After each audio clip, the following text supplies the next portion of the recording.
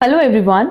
हमारा आज का टॉपिक अकाउंट से रिलेटेड है, जहां हम लोग ये डिस्कस करेंगे कि बैड डेट क्या होता है, प्रोविजन फॉर डाउटफुल डेट्स क्या होता है and provision for discount on debtors क्या होता है। किस तरह से हम इनकी जर्नल एंट्री पास करेंगे, लेजर बनाएंगे। आज हम लोग अपनी क्लास में यही चीज देखने वाले हैं।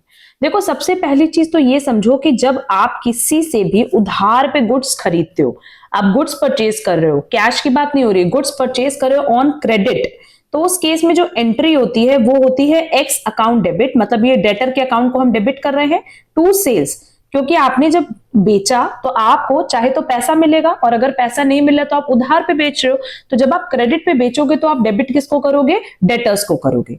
अब ये जो डेटर्स है ये आपको पैसा तो देंगे ही देंगे ना, तो जब भी ये पैसा देगा तो एंट्री हो जाएगी कैश अकाउंट डेबिट और bank account debit to X account. But कई बार क्या होता है कि लेट से आपने जो सेल की वो 40,000 की सेल की, और डेटर ने बोला कि मेरे पास 40,000 रुपीज देने को नहीं है, हम आपको सिर्फ 30,000 रुपीज ही दे पाएंगे और बाकी पैसा हम नहीं देंगे। तो जो वो पैसा नहीं दे रहे हैं वो क्या हो जाएगा? Bad debt. मतलब इतना पैसा डूब गया। ठीक है, ये 10,000 एक्चुअल में डूब गया। क्लियर?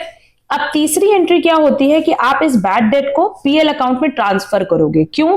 क्योंकि ये बैड डेट मतलब जो आपका लॉस है ना, कंपनी का जो लॉस है, ये पैसा आपको मिलना था पर नहीं मिला, डूब गया, तो इसको हम सिंपली कहां ट्रांसफर कर देंगे? PL account debit to bad debt, है ना। कितने से? 10,000 से। तो ये हमारी अभी तक की एंट्री थी रिलेटेड टू, अगर आप क्रेडिट सेल कर रहे हो, आपको डेटर से पैसा मिल रहा है और कुछ पैसा डूब जा रहा है। क्योंकि कई बार देखो क्वेश्चन में लिखा रहता है ना कि जो डेटर है वो इनसॉल्वेंट हो गए और उनसे 75% पैसा आया और 25% पैसा नहीं आया, तो जो नहीं आया वो बैड डेट हो जाएगा। और क्योंकि बैड डेट लॉस है तो उसको हम कहां ट्रांसफर कर देंगे? पीएल अकाउंट में। क्लियर? आज हमारा यही बेसिक टर्म से हमें आपको इंट्रोडक्शन कराना था।